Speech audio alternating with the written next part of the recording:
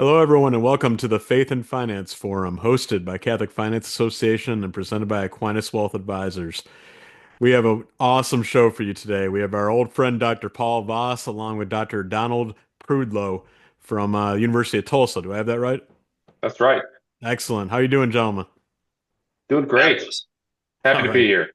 Happy to be here on the last Friday before Holy Week. Significant time in the church. Hope the prayer, fasting, and almsgiving is going well for everyone. Let's start with a prayer, shall we? In the Father, Son, Holy Ghost, Amen. Hail Mary, full of grace, the Lord is with thee. Blessed art thou amongst women, and blessed is the fruit of thy womb, Jesus. Holy Holy Mary, Mary, Mother Mother of of God, God, pray for pray us for us sinners sinners, now and at now the at the hour hour of of our our death. death. Saint Paul, pray for us. Pray. Father, Son, Holy Ghost, Amen. Well, gentlemen, there's so much to talk to you about. One of the things that the three of us have in common is that we love the church and we love history. And we're going to cover a lot of that today. But we also have a very special announcement, which I'm thrilled to partially break, at least here on the show. You gentlemen have a new book out. Tell us all about it. Whoever wants to go first. I'll let you handle that one, Donnie. Well, this book has been in process for a long time. It's called Merchant Saint, the Church, the Market, and the First Lay Canonization. It will be released within the month, hopefully, by St. Augustine's Press in South Bend, Indiana. Paul and I have been friends for a very long time. We've talked about collaborating on a book, and it finally happened to my great joy. And it is an overview for the broadly educated reader, for the professional classes in the church, about how the church has related to the market, to business people, to merchants over the course of history. And I cover a lot of the first part of the text, a lot of the Old Testament, New Testament, early church history, medieval history. And I'll let Paul talk about the second half of the book. But really, the hinge of our work has been this relatively unknown saint from northern Italy who lived almost the entire course of the 12th century, whose name is Saint Omobono or Saint Homobonus. And we have, for the first time, collected all of his texts relating to his life, translated them, analyzed them, and in order to make it available, this person who really has gone unnoticed in a lot, particularly in the English speaking world, and to make him known as the powerful patron that he is, and to give students of history, students of theology, faithful Catholics a view on how the church has come to many of these very significant positions in its social teaching. Yeah, I think about 8 years ago, maybe 9 years ago now, I ran across the name Saint Omobono and I Googled it and in preparation for a presentation. And it said, not much is known about Saint Omobono, but legend has it he was a good man. That's just what Omobono means. And I realized this is silly. The Catholic Church wouldn't canonize somebody just because they were a good man. I mentioned it to Don in passing. He goes, "Oh no, there's a lot of information about Saint Omobono. It just hasn't been translated because his feast day is November 13, and the Octosanta hasn't got up to translating it." And then it kind of dawned on me. I don't. Don was busy with a number of projects. I go, "Well, why don't we just be the first one to write this English biography?" Biography in English. And we went over to Rome, we went over to Cremona, we had some great pizza, we had some great wine. That's a digression, but we got serious about it and we realized it's a modern saint for a time of transition, and that's what we're in right now. And his story is applicable to so many people who consider business a morally serious undertaking. And that's to whom we're addressing this book, those people who think that business is almost a calling or a vocation of sorts. Yeah, Paul, I am a little surprised with a memorable name like Omobono and his his orientation as the patron saint of business people. I'm surprised that he isn't better known, that he's not a bigger part of the church vocabulary. Why do you think he's a relatively obscure saint? Well, I think there's two reasons for that. The church hasn't really known what to do with business leaders. If you look through the Catechism of the Catholic Church, there's virtually nothing in there that directly relates to markets or free enterprise or taxes or employment. The stuff seems to fall outside of the realm of faith and morals, in other words. But Don and I don't think that's true at all. We know many people who are in the world of business that are morally serious and they need the church's guidance and they need to have the sanctification of this life. So I think there is this tendency within the church to have an uneasy relationship with commerce, with markets, with finance, and with all those quotidian activities that business people have to deal with each and every day. I know that's the case in the academic world. In the academic world, where Don and I spend a good portion of our lives, anybody who's interested in the markets or in finance or in entrepreneurship is somehow considered, from my opinion, kind of less worthy of the life of the mind and the quality of the mind. So the church, in her wisdom, in 1199, canonized somebody in the profession of the merchant and entrepreneurial class, giving us a model of heroic virtue and sanctifying it for a deeper conversation. And I think Don does a wonderful job of mining that early material, and he can talk about some of the ambivalent attitudes in the first, second, and third centuries. Yeah, I mean, another reason, and Paul really addresses this in his section, is the Reformation and the English-speaking world's kind of breaking off from the Catholic Church, and the Reformation, Counter-Reformation churches sort of circling the wagons, once again beginning to focus on holy priests, holy women in religious orders, and not necessarily as much focused on the lay life. So he falls through the cracks, being born in the Middle Ages, right before the Reformation, a couple centuries before the Reformation. And so we don't get a lot of information on him, maybe a couple paragraphs in Butler's Lives of the Saints, but nothing to really robustly address that bourgeoisie, that middle class that was going to be so important in the 19th and 20th centuries. We start to see with John Paul II some interest, a revivifying of interest in St. Omobono. But you're right. I mean, he has fallen through the cracks, which is fortunate for us, and hopefully is going to be made available now to people like serious moral business leaders, of which, as Paul notes, there are so many in the church, and as this podcast gives evidence to.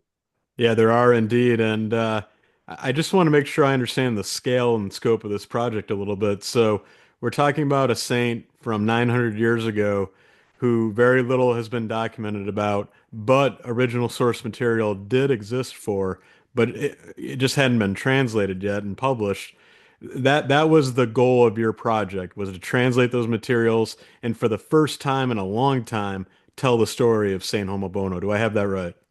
Yeah, I mean, that's what we're trying to do, but it has to be bigger, right? We can't just drop a 900-year-old saint on the modern world and say, Yeah. just tease it out. Because these sources come from the 12th and 13th centuries. They're embedded in their time and in their context.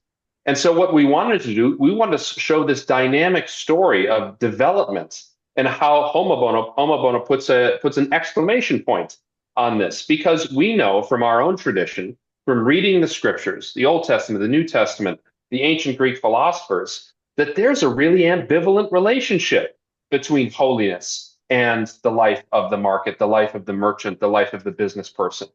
And there's a lot of things in the Old Testament, but I would say, especially in the New Testament, that gives a lot of very serious people pause. You know, camels and needles Yes.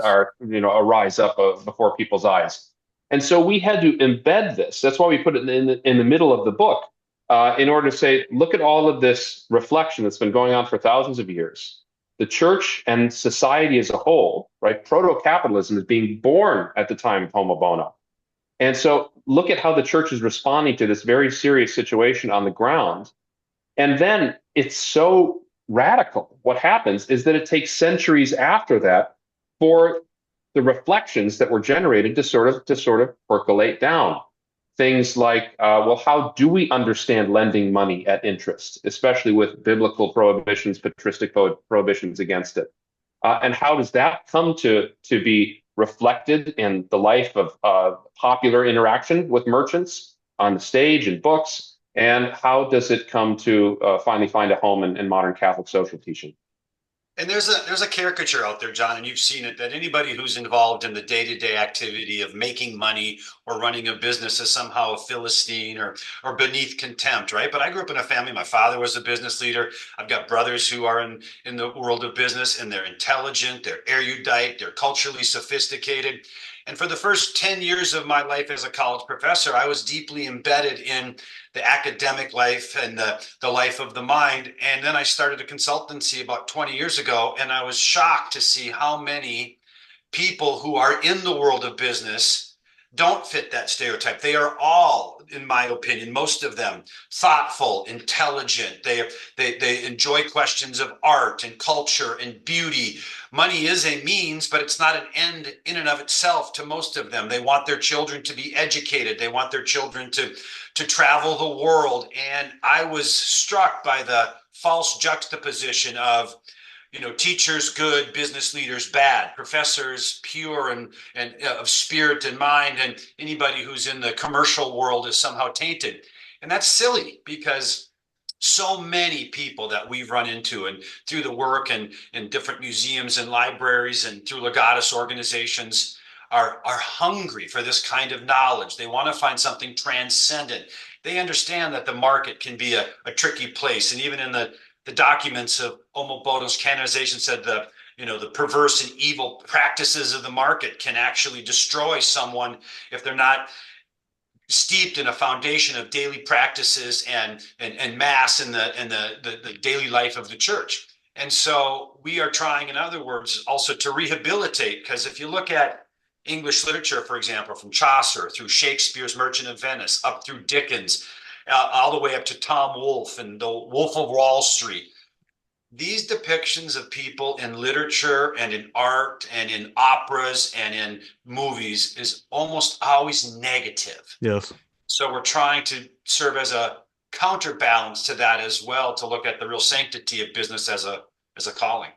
I love that. So, I don't want to spoil the book for everybody, and I know there's a lot there, but can you summarize just a few of the key discoveries that sprung from your research?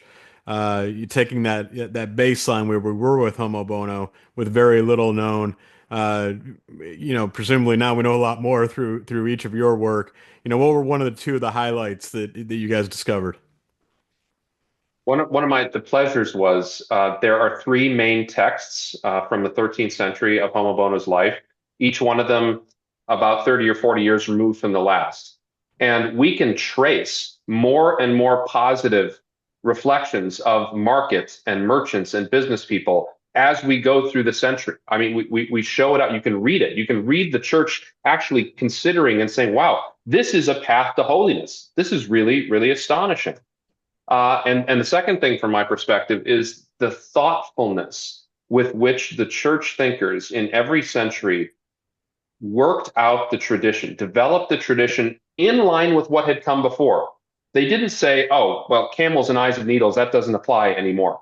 Well, let's try to understand it on a deeper, on a more sophisticated level, to integrate the life of the merchant with virtue and to see how it can be a path to holiness, because I'm convinced that a trajectory that eventually leads to Vatican II and the sanctification of the lay life and the universal call to holiness, a lot of its roots are in a person like Homo Bono here, who was the first non-royal lay person ever canonized in the Catholic Wow. Church. And it was this merchant, the simple merchant from a northern Italian city-state, just supporting his family, supporting his city, supporting the poor, and doing business. Hmm. And the two things that struck me is one is it has such a realistic feel to it. So when Homo Bono has this epiphany and he says, I've done making money and I'm going to now try and make a significant impact on society, it created tension in his family. It created tension in his wife. They locked up the money. They locked up the food. He was giving his clothes away. And she had a certain standard of living that she wanted to maintain. And he realized that materialism was just that, materialism. So the tension is really many couples have had arguments over finances Yes. and many couples have had arguments over spending patterns. And so there's a real texture to it that I found very resonating with me and with people that I know. And the second thing is, Don will get into this a little more. When he died in 1197, the funeral was enormous. There's Hmm. just a large funeral. So they wrote to Innocent the Third or Innocent the Second and said, "Listen, we have this big funeral here, and we need we need to have an inquiry, or we want him declared a saint." And he said, "No, this is only part of it. Reputation for individual holiness has to be augmented by signs of divine grace." And so, for the first time, Pope Innocent required two miracles to be offered up in terms of the canonization. And Paul, please pause there because I don't want to lose this point. This was the first time that it was required to have proof of two miracles. for This is canonization? called the, right, Don? Isn't this the theology of sainthood is born right here? Because that's something a lot It's of us are familiar with. This was the first. That's very interesting. Yes, I mean the Huh. church always required miracles, but this is the first formal canonization, one of the first formal canonization processes that demanded testimony, Fascinating. that demanded a significant legal inquisition into the miracles itself, which we're familiar with today It's so in so this in is the like the process. first of the modern process that we're all familiar with. We This is are at the incredible. birth of the Wow. modern Wow. process. Oh, Paul, Absolutely, yeah. sorry to cut you off. Please keep No, going. and Yeah. Don makes a great point. He's Yeah. an axial figure in so many of those words. Wow. We're at the birth of proto-capitalism. We're at the Hmm. birth of the modern canonization process. We are on the birth of understanding what a free market can do. We're at the birth of recognizing the danger of market forces that could be pernicious in some way if you continue to exploit and lie and cheat. So businesses needed to be guided by a genuine sense of virtue. And that was just beginning at this time. And if you go to Cremona today, Cremona is primarily known for the Stradivarius violin factory, but right next to it is the Duomo, is the cathedral, and his uncorrupt body is still sitting there 800 Wow. years after, 825 years after his death. I mean, it's a beautiful church and well worth visiting Cremona for no other reason just to see that. And so that was also very edifying for me. Wow. Incredible. Paul, earlier on, you said that Omobono's times resemble our own. What did you mean by that? How are they similar? Well, yeah, that's a great question. In 1999, then Pope John Paul II actually established what he called the Year of Omo Bono. Nobody heard of it over here, but he said this is a holy year dedicated to Omo Bono. And he said it's a time of unrelenting transition, Hmm. a pivot, a fulcrum, the cardinal, the hinge, the transition from maybe a medieval world to an early modern world, something like that. And Pope John Paul, recognized at that time that he stood kind of at the crux of that very transition. And so he said he's a saint for our time. Well, if you thought 1999 was a time of disruption, transition, uncertainty, I got news for you. 2025 has a lot to offer to probably challenge 1999 as a time of uncertainty. So if he was important in 1999, I can only say he's more important today. What are your thoughts on that, Don? Yeah, Europe is transitioning.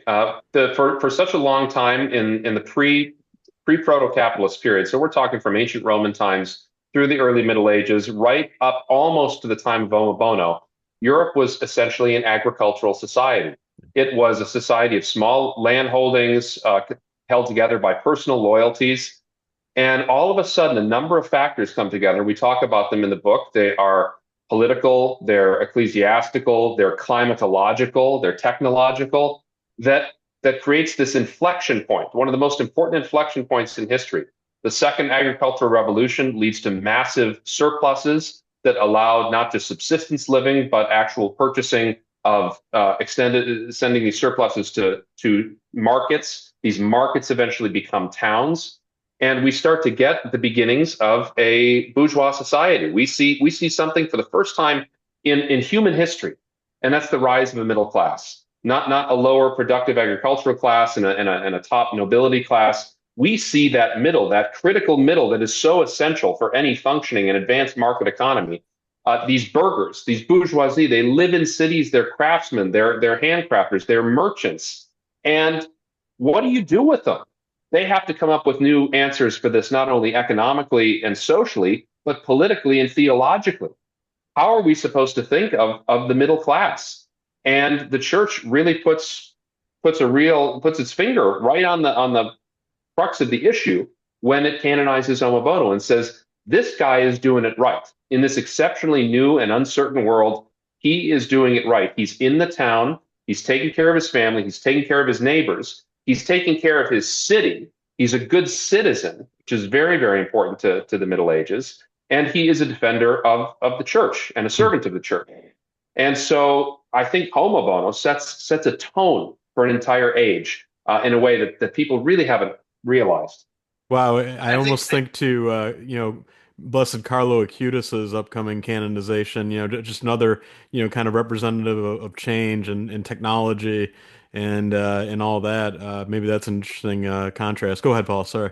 I just say, and this isn't something that happened overnight because think about this. It was 400 years Mm. later that Shakespeare wrote The Merchant of Venice. It's Yeah. one of the plays that we talk about because it's very famous. So 400 years later, the church or the English speaking world is still grappling with the idea of lending money at interest. You know, Antonio's a merchant of Venice and he doesn't have enough money, so Bassanio can't go Portia. So they actually have to go to the Rialto Bridge, which is still in Venice, by the way, where Yes. all the money lenders acted out. And Shylock, the Jew who was outside of the Christian community, was the only one who could freely lend money and lend money at interest. And the church was still using that prohibition that came through Aristotle many years before that said money that makes money is somehow polluted, right? And Mm. so one thing is real is that we need capital in order to grow and to invest and Mm. to buy cars and homes. And it took a long time before the church was able to reconcile this, to deal with it. And even in the English speaking world, where homo bono has virtually been ignored, Mm. they struggled with it. And you go up, just fast forward a couple hundred years after that, you have Charles Dickens and you've got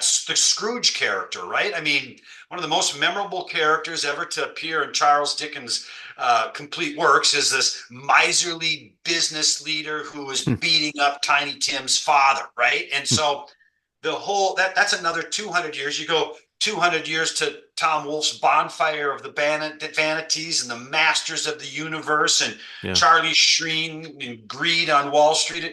It hasn't really changed that much. The perception of people who are in business as rapacious agents of Yeah. evil continues to persist to this day. But you and I both know so many men and women in the business Yes. community that give so extraordinarily and through charity and almsgiving and hospitals and parks and schools.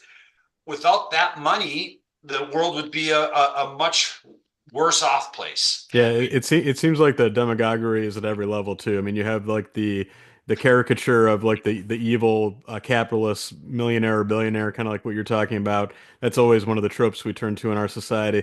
But then yeah, even like at the more, kind of like entry level or operational level, I mean, think of the characterization like the used car salesman, the guy, who, is just trying to, say anything he can to get money in his pocket or whatever. It's yeah, it's unfortunate. It's not fair, right?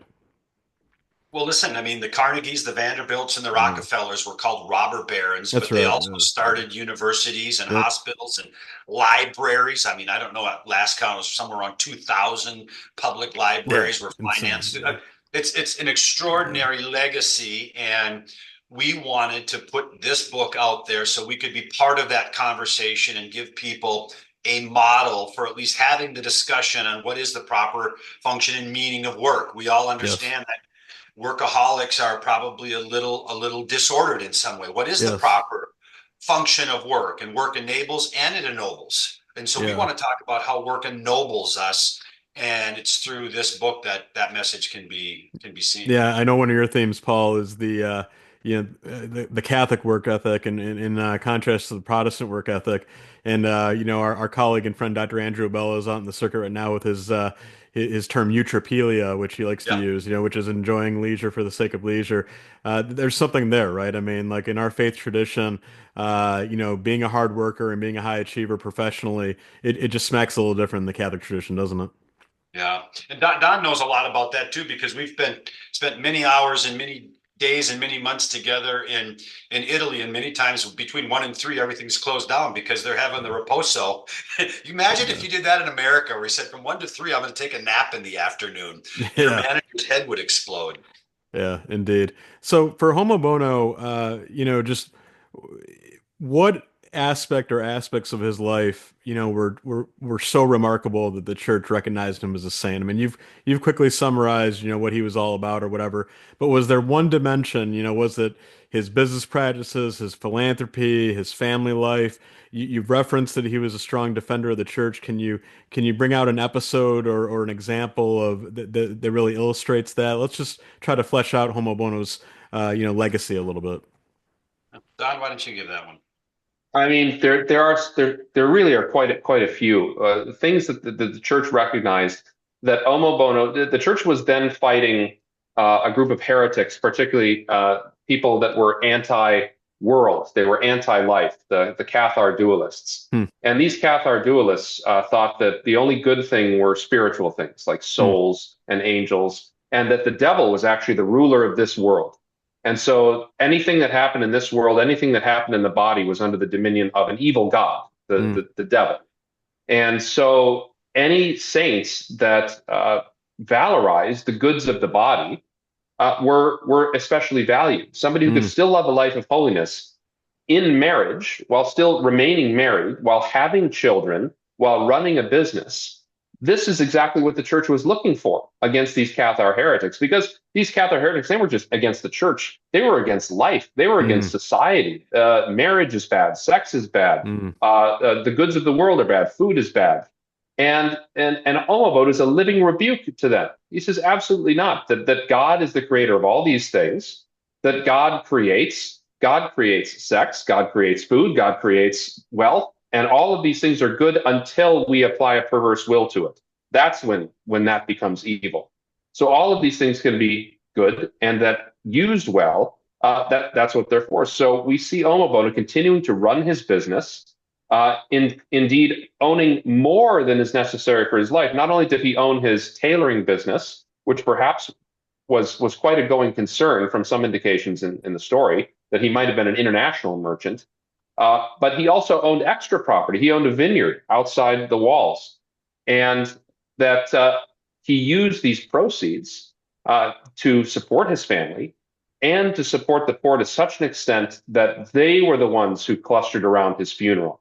Hmm. They were the ones who mourned his death. They were the ones who said he was the father of the poor. And there's some very touching examples of his family, his wife and his sons, at the end of their lives or at the end of his life, testifying to what an astonishingly good father he had been.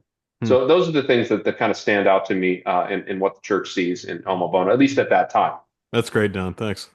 Yeah, another thing that stands out to me is just the iconography of the saint, Nice. because even today you sometimes hear people misquote scriptures and they say money is the root of all evil. Of Yes, course, the actual quote is the love of money is the root of all that's evil, right. right?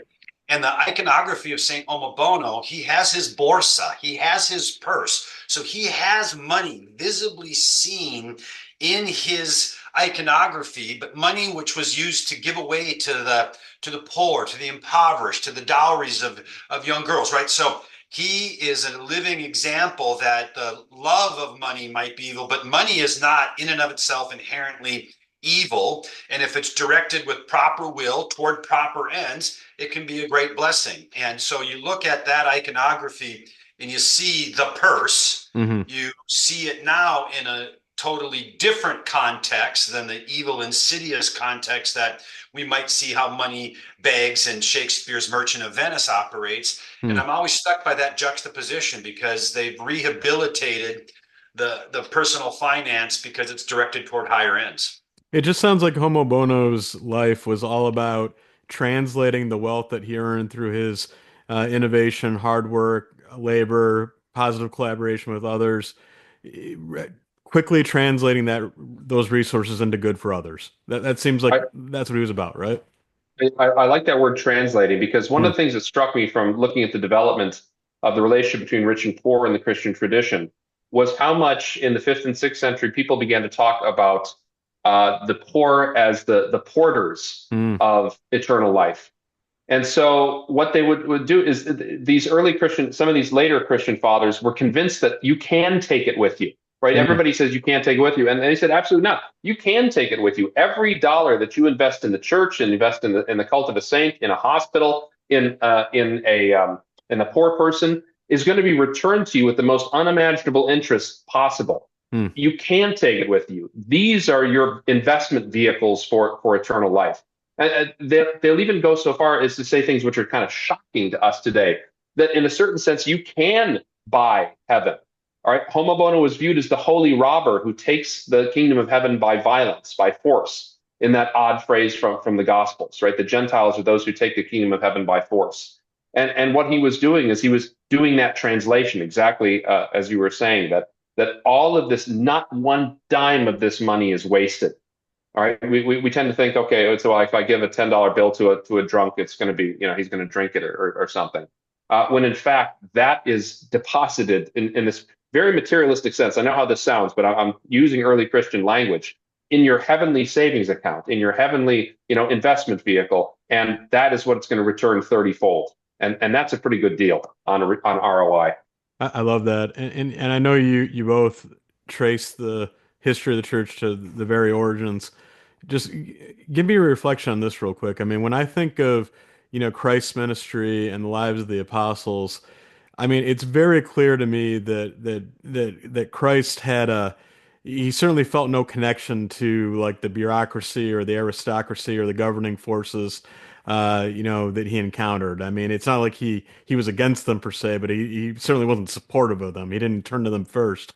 And the apostles, the ones we know about, it seemed like in today's parlance they were kind of solopreneurs, right? I mean they were fishermen or tradesmen or getting by through some other way, but again they weren't like, with the exception I guess of Saint Matthew, they weren't connected to the state. They weren't bureaucrats. They were tradesmen, and they were artisans, and they were doing things with their hands and working hard. Um, it just and Christ was supported by private philanthropy too. You look at Joseph of Arimathea, specifically, but it's obvious that Christ's ministry had to be supported through some type of benefactor community that was around him, because it wasn't coming from anywhere else. I guess what I'm trying to get at is this tradition of free private enterprise close to our Lord, does it really go back to the beginning, or am I missing something? I think it does. When Christ, what we know, it doesn't occur to many Catholics. Do you know it is a dogmatically defined that our Lord and the apostles owned property? We are, as Catholics, required to believe that they own property. This was an important Hmm, argument against the spiritual Franciscans in the 14th century. hmm, I mean, it was Judas who held the bag, but it was the common purse. hmm. And you're right about Joseph of Arimathea, and particularly more about people that are more in the background supporting Christ. Think about Lazarus, Mary, and Martha. I mean, Yes. these were well-off people, and they were supporting the ministry of Christ, and it all came from private philanthropy. You're absolutely right. We do know that the apostles, particularly Paul, tells us that he worked with his hands in order to support his ministry. Hmm, But the extent of his ministry, of his journeys, would not be possible without those people whose we only get a whiff of their names in the New Testament. Think of all the pious women in the New Testament that we know were people of means. And this occurs constantly throughout Christian history. There are the righteous rich who are always there at the beck of the church in order to support all these good ministries.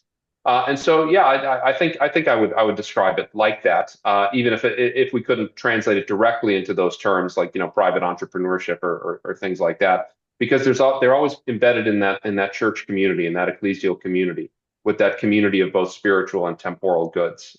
So that's what I would say about that. Paul, any thought There are on that? times to, Yeah, yeah, well, there are times today when we still call the business world the rat race, right? yeah, yeah. We're climbing the corporate ladder and all these Hmm, pernicious metaphors. Well, even in these documents, they talked about the business as a grindstone, understanding that business can actually wear down your soul. hmm, And one of the documents begins, it says it's very difficult for someone invested in the life of the merchant not to be indifferent toward matters of faith, because business can, as you know, occupy 7 24/7, 24/7, 365. yes. And that business leader sometimes has to make choices and not participate in the life of the family or the life of the faith. And so this saint was trying to show that there's this harmony between these two positions and that they could be mutually enjoined together to enhance both the family and the community. Omobono was a great peacemaker. He was Hmm, respected in his community of Cremona for bringing these factions together. But hmm, just imagine how current that sounds. These documents were written 800 years ago, and they're recognizing that there might be a tendency of business leaders toward workaholism. hmm. And the active and the contemplative life, the odium and the negodium, somehow or another, the negodium has trumped odium. Even today, one of the crises that we have in our society supposedly is lack of philosophical time, lack of reflection. We no longer enjoy the Sabbath. We're always tied in 24/7 to the beehive of life known as the internet. And we need to have that odium, that philosophical leisure. That's the basis of culture, according to Joseph Pieper, right? And so this sanctification of a business leader, of a merchant, of an entrepreneur, says that we too can participate in that realm without endangering our soul, but also now we have an obligation because we have this heroic model of virtue to also slow down and to engage in the leisurely activities. He was a daily communicant. He died, according to the documents, just as they elevated the host at Mass, right? Right Wow. at that exact time. So I think we can learn a lot from him in a very busy world where self-help book after self-help book tries to help professionals carve out a niche in their life for the truly transcendent, the philosophical, the good, the true, and the beautiful. And he was able to manage to do that. And maybe that's why the church is always, warned about some of the temptation and some of the evil that, can tempt the heart of a business person or a person of means, a wealthy person. Because that workaholicism, that you referenced, Paul, I mean, it becomes evil when that becomes an idol to you and when you neglect your responsibilities as a father or as a husband or as a member of the community, if you're not supporting the church, if you're not, doing good works for others, if you're not avoiding vice in your personal life. If that distracts you from your real goal, which is, sainthood and citizenship in heaven, that's when it becomes evil, right? Yeah, the one small episode that shows exactly what you and Paul are talking about was so Omobodo spent all day at work, right? He Hmm. he didn't neglect his work, and then he came home and he ate with his family and he spent time with his family. Wow. And then, knowing that he owed time to God, he would go to matins by himself. He would wake up around 3:30 or 4 in the morning when he wouldn't bother anybody. Business wasn't being transacted. The family was all asleep, and he would, on his own time, carve out that negotium and go to that early morning office of the church. Wow. And so that's without neglecting any of his other obligations. It reminds me of the example that Tom Monahan has left for us of the big three: daily mass, daily rosary, monthly confession, divine office, spiritual direction. Even for the most successful business people amongst us, placing that time with the Lord as a priority, as Saint Homobono clearly did as well. I'm curious about something else, just in terms of the history of the church again, because I know that's of interest of you guys and certainly to me as well. So I mean, the first generations of Christians, free people mostly. There was no really middle class, as you guys have mentioned, but they tended to be kind of, independent types, not closely integrated to the state. They lived in communes and small communities, kind of out in the outskirts of the empire or whatever. But then, in the time after Constantine the Great, Christianity becomes the official religion of the Roman Empire. Christianity's persecution, which had been so vicious and aggressive in previous centuries, starts to wane a little bit, and it becomes, Christianity becomes the mainstream lifestyle within the Roman Empire, or at least the visible practice of Christianity.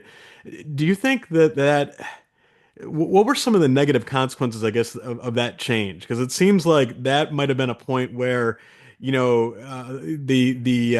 archetype of a Christian might be kind of like the senator or the tax collector or like the patrician within the Roman Empire, as opposed to kind of like, the guy out in the hills with his family and his friends trying to live a Christian life.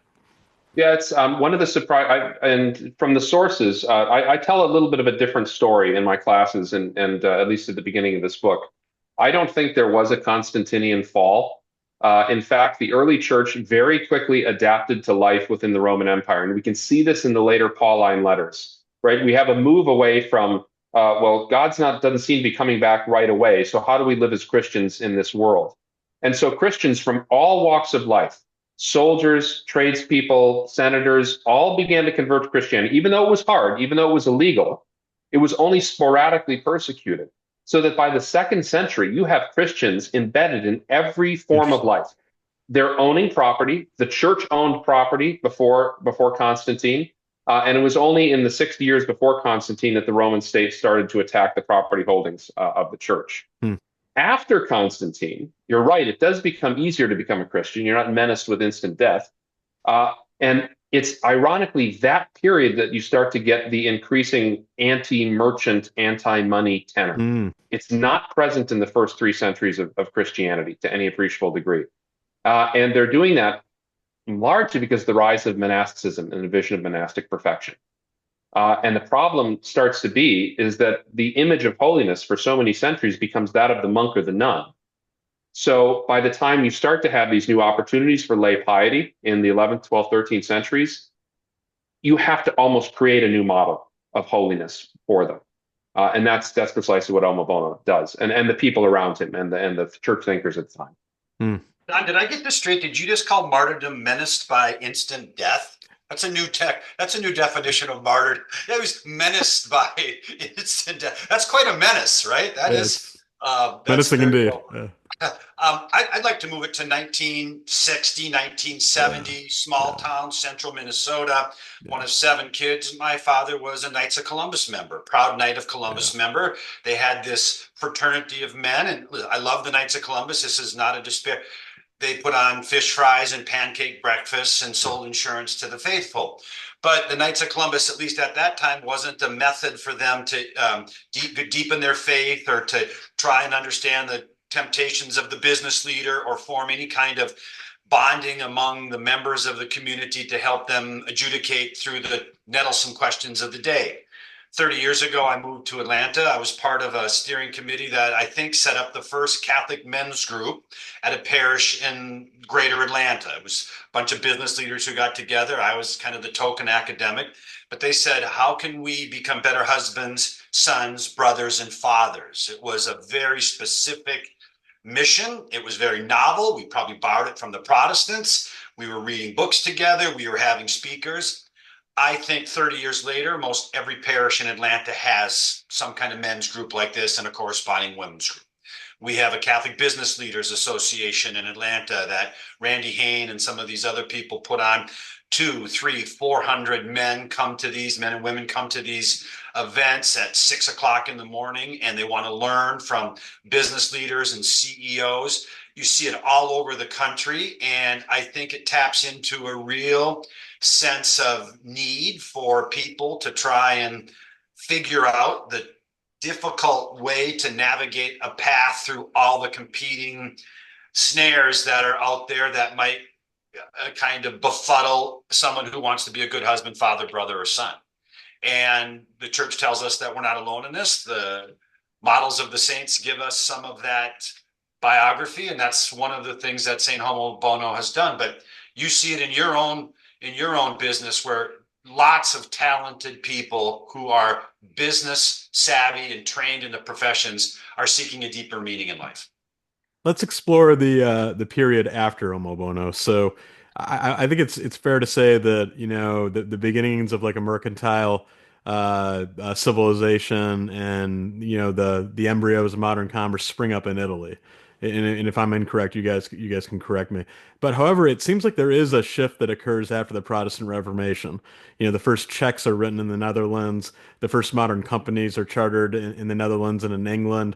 And then ultimately, although Spain and Portugal lead the way, it's Great Britain, a Protestant nation that becomes the world's global empire and dominates for centuries. And then even in our own country, most of the capital, at least until maybe it's still the case actually, but for most of our country's history, most of the capital has been controlled by Protestants. I mean, that's just a fact, I think. So I guess what happened? I mean, if Homo Bono and his peers within the Catholic world, within the Southern Europe, set the standard in their era. Where did things get disconnected? Where non-Catholics kind of took on this real embrace of capitalism, I guess. Well, before Don answers that, you're sounding a lot like Max Weber, right? He wrote that very influential text, Spirit of Capitalism and the Yeah, Protestant Work Ethic, right? So yeah. you're not the first to make this argument that there's something about capitalism and Protestantism that were commingled together that produced this great um, renaissance of wealth creation. But I'll let Don talk about that from a historian's point of view. Well, I don't really buy most of Max Weber's thesis, and I think it's disproved by the richest part of Germany is the Catholic part, That's true. Yeah, and yeah. it's not the Protestant parts historically. It's Bavaria and Baden, places like that. But so what happens is the tools for proto-capitalism are, as you said, developed in Italy. All those ideas that we talk about, and we talk about this in the book, all the tools of proto-capitalism are present in the Low Countries and in Italy long before the Reformation. We have double entry bookkeeping, we have insurance, we have joint stock companies, we have all of these tools. And then what happens with the Reformation is you have this degeneration into religious conflict, terrible religious conflict. all over the continent of Europe. You also have a fundamental misunderstanding by the large Catholic empires of the nature of money and wealth creation. And so Spain has no idea about what inflation is. Nobody really has any idea. It's not really their fault. And so they just decide to keep dumping piles and piles of gold every year onto the wharves of Seville and Cordoba, and they collapse, and they have to go through serious bankruptcies in order to do that. And you couple that with the fact that a country like England is easy to unify into a nation in a way that places like Italy or Germany are not easy to unify into nations, and that becomes a great advantage to them. That 20-mile stretch of water, the Straits of Dover, is one of the most significant in all of world history. Yes. But but another thing, and this is I'm being reductivist here, so don't take me as as speaking dogmatic truth. Sometime around the 1620s, a group of Calvinists in the Low Countries said, "All right, this all of this religious warfare is really difficult on business. All of this religious warfare is making it really tough. We are Calvinists. Calvinists are not known for their missionary efforts. Pretty much everyone that's not among the chosen is going to go to hell anyway. We are among the chosen. So here's what we're going to do. We're going to stop fighting. And we are going to say that we know that you're going to hell. There's not much that we can do about it. But while we wait, we can make a fat pile of cash off of you.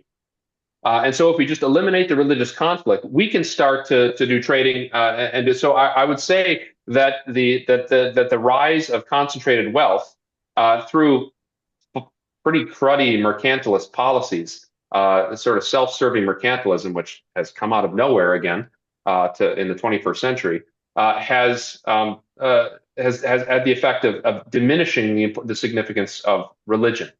And if you diminish the significance of religion, and you say that, well, I don't have to give 10% to the poor, I don't have to build hospitals, I don't have to do all this. If I take away the entire charitable superstructure, for instance, in England, that was dedicated to the poor and the sick and the pilgrims, and I expropriate that and give it to a new knightly class, well, then, of course, you create a new poor class that had never been there before, but you also give yourself the capital in order to create an empire.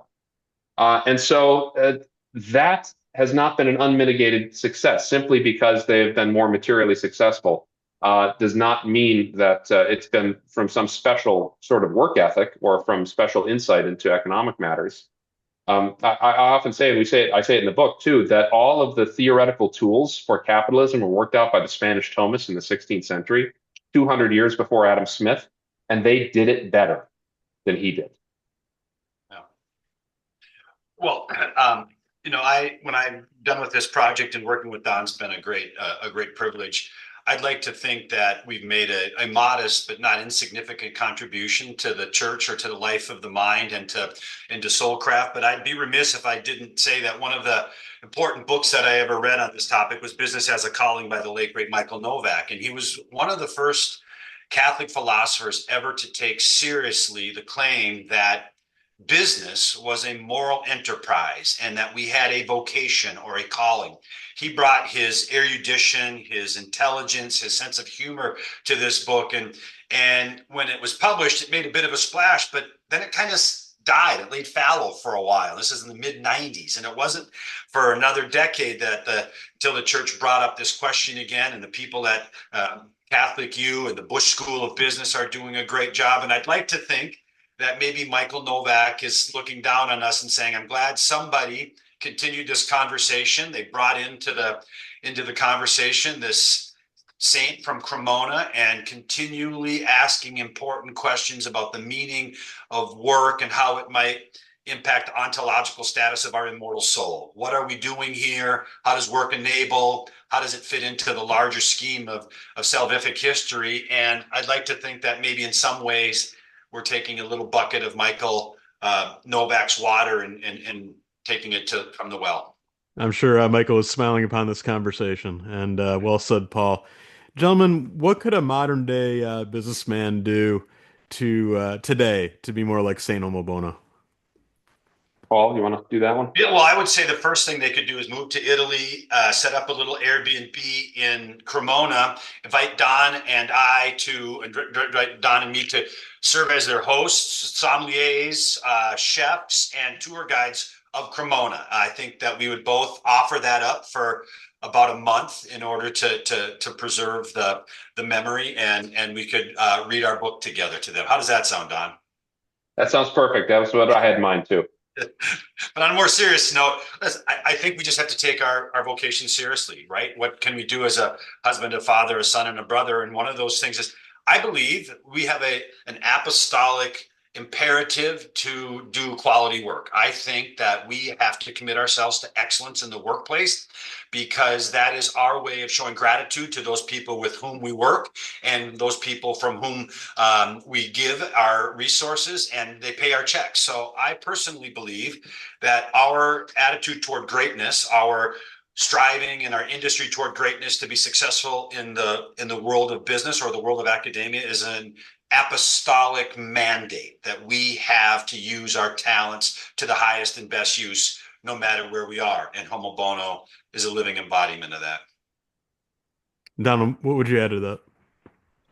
That for modern business people to continue to, I've seen so many that contribute so much to charity, but for themselves and for their families to recapture, and I think Paul was kind of alluding to this at the beginning of his answer. It's a true notion of otium or leisure, to set aside a time not just for vacation or something like that, but for true participation in what is the final end of every human being, no matter what vocation they have, and that's the contemplation of God. And that can happen through literature, that can happen through conversation, that can happen through talking about the saints on the golf course, even. I mean, but somehow some intellectual engagement, and I think it will redound to their own businesses very significantly if they live that life of the mind as well.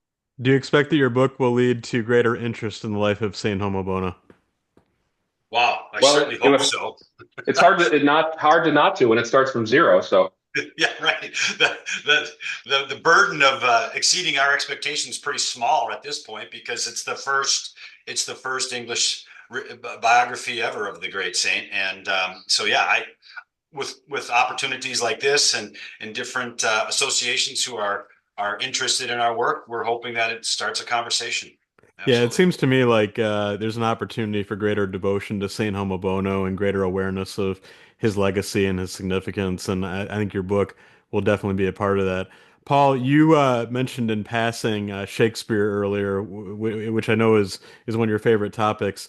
I'm just wondering if the bust is nearby and if it's visible or if it's packed away Well, somewhere. as you know, I am the owner of the world's largest marble bust of Shakespeare, quite by accident. But John, it weighs 1,600 pounds. It's almost 6 feet high. It's down a hill in my backyard Yeah. on a plinth that would require a crane to get it moved. So I would dearly love to show it to you, but you're going to have to come here and visit because I don't know how we're ever going to get it out of there. It took an act of God and some amazing engineering skills just to get it down there, but it exceeds every possible expectation.